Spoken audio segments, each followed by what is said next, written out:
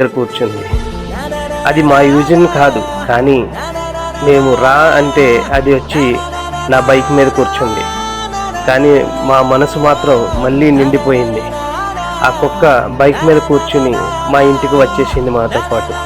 చూస్తే ఇది ఎవరో ప్రేమగా పెంచిన, శిక్షణ ఇచ్చిన కుక్కలా ఉంది.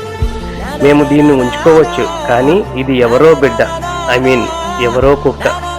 తన అసలు యజమాని దొరికే వరకు మేము ప్రేమగా చూసుకుంటాం.